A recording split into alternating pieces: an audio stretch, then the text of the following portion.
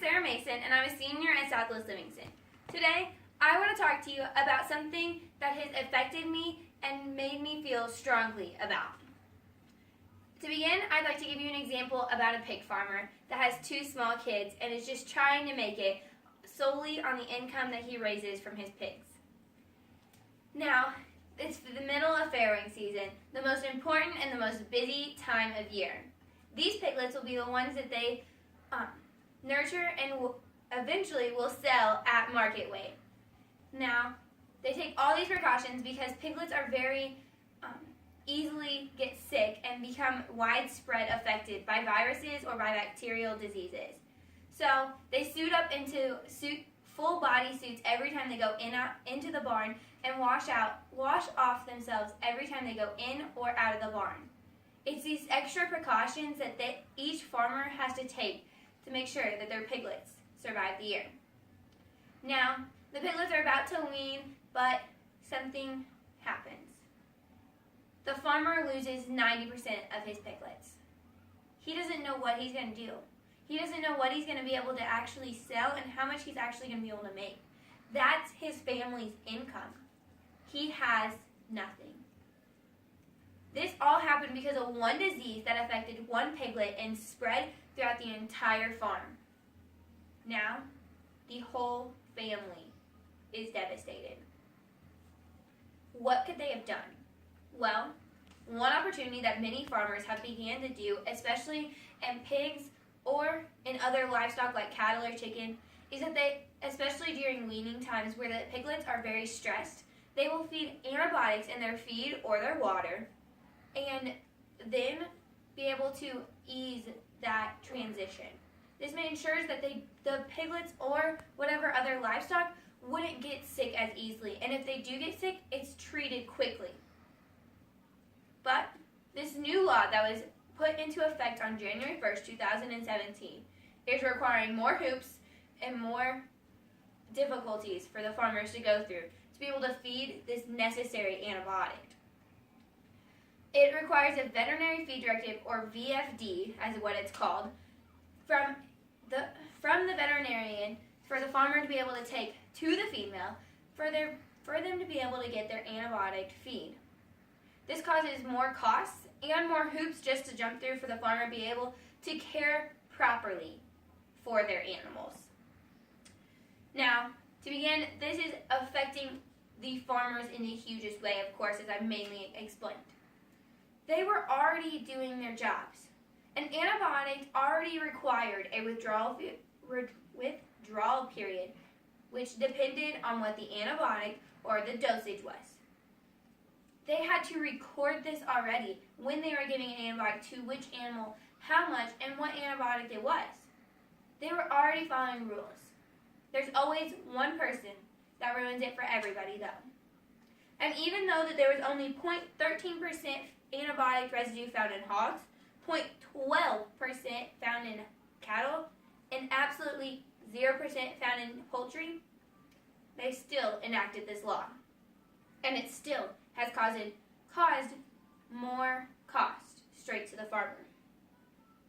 Next, this law was enacted so that the veterinarians were made to take part and make sure that these farmers were following the rules. The government felt that the veterinarians would make sure that all laws were followed and that it was being safely done. But the farmer knew what it was doing already. And when they didn't, they already had contact with their veterinarian. So now the veterinarians, especially the ones that I personally work with, both of them have given me statements where one of them said that they didn't know if this was, they knew that something might have been needed done, but they didn't think that this was the right path. And the other one said that they felt that the farmers felt like they were being intrusive, when in reality, it wasn't them trying to be there. The veterinarians that already had relationships with their farmers knew what jobs they were doing, knew how their animals were doing, knew what records they were keeping, and were making sure that these antibiotics were being used properly. If somebody comes in and is buying too many antibiotics too quickly for what we know their herd size is, or whatever their number of pigs are, they already are questioned and asked, how much are you giving, or what happened to all the antibiotic that we already sold to you? It's already being done. So why did the government have to put this law in to make more costs? The vet clinic that I work at has to pay a fee because we go through an online service that helps us to ensure that we put everything on the VFD and print it out just like the government wants. And even though that they make this so and make us have to pay for a thing that makes it up for us and make sure that we fill in all the slots, there's still loopholes that they have in there. It's not perfect like they want you to think it is. And finally, and most importantly, this is affecting the consumers. Of course, the cost is the biggest part that I find will finally and eventually catch up to all of us. When the farmers are going to have to be making more money to make their ends meet, and the veterinarians are going to have to be making more money to make their ends meet, and the feed mills are going to have to be making more money to make their ends meet, we're going to have to be paying them to make sure that all this is taken care of. And finally, the scare in the customer's minds. When you put out there that there are headlines saying that, well, these new restaurants like Subway and Chipotle are going antibiotic-free meat. Well, do my other meat that I'm buying at the grocery store or purchasing from other restaurants, does that have antibiotics in it? Am I giving antibiotic to my children, to my family members? No. There is not any antibiotic residue in your meat. And the headlines and the companies that are making you think this are manipulating you into trying to think wrong. Now, think back to this pig farmer that worked so hard with his piglets and worked so hard with his kids during the chores. If they would have just been able to order feed that had a small dose of antibiotics while they were weaning, it could have been saved.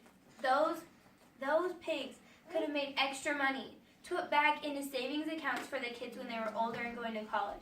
It could have been put into an account that was made just for a new house, a new vehicle.